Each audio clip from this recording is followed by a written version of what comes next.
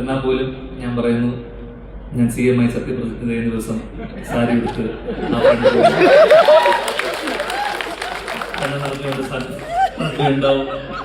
നമ്മുടെ പ്രസിഡന്റിനോടല്ല CM ആവുന്നവർ കണ്ണ നടിച്ചുകൊണ്ട് നമ്പി ഉണ്ടാവും എന്നുള്ള എല്ലാ പ്രതീക്ഷയോടെ ഞാൻ നിൽക്കുന്നു. നന്ദി,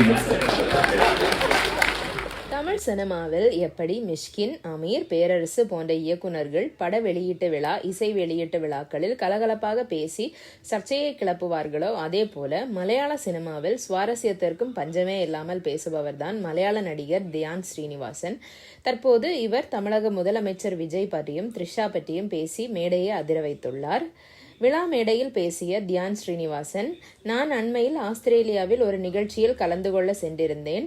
அப்போதுதான் நடிகர் விஜய் தமிழ்நாட்டின் முதலமைச்சராக பொறுப்பேற்றார்.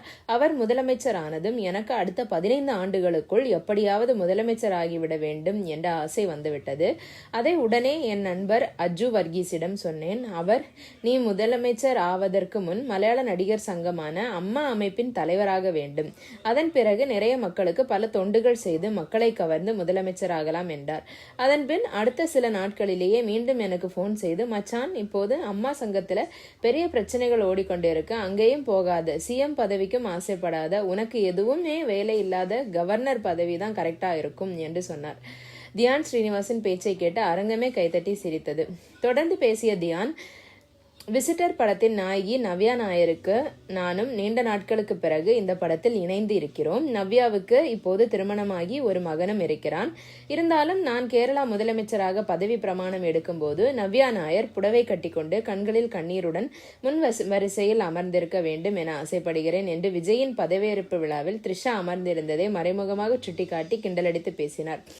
இதைத் தொடர்ந்து பேசிய நடிகை நவ்யா நாயர், தியான் சார், நீங்க கவலைப்படாதீங்க, நீங்க முதலமைச்சர் ஆகிறப்போ உங்க ஆசைப்படியே நான் பச்சை பார்டர் வைத்த வெள்ளை நிற புடவை மற்றும் வைர நெக்லஸ் அணிந்து முன் வரிசையில் கண்களில் கண்ணீருடன் அமர்ந்து கொண்டு வாழ்க வாழ்க என்று கோஷம் போடுவேன். எனக்காக முன் வரிசையில் ஒரு சீட்டு அரேஞ்ச் பண்ணிடுவில்லை என்று அரங்கை அதிர வைத்தார். இவர்கள் இருவரின் பேச்சை கேட்டு மிரண்டு போன நடிகர் அஜு வர்கீஸ், தியானும் நவ்யாவும் பேசியதை பார்க்கும்போது எனக்கு ஒரு விஷயம் மட்டும் தெளிவா தெரிகிறது. என்னால் இனிமேல் தமிழ்நாட்டிற்குள் காலடி எடுத்து வைக்கவே முடியாது. அதனால் என் அன்பிற்குரிய CM விஜய் சார், என் நண்பனுக்கு பைத்தியம் பிடித்து விட்டது. என்னால் எதுவும் செய்ய முடியவில்லை. தயவு செய்து என்னை மன்னித்து விடுங்கள் என்று காமெடியாக பேசினார். கேரளாவில் விஜய் மற்றும் த்ரிஷா குறித்த படவிழாவில் பேசிய வீடியோ தற்போது இணையத்தில் ட்ரெண்டாகி வருகிறது. இதை பத்தி உங்க கருத்து என்ன அப்படிங்கறத கமெண்ட் செக்ஷன்ல சொல்லுங்க. நன்றி.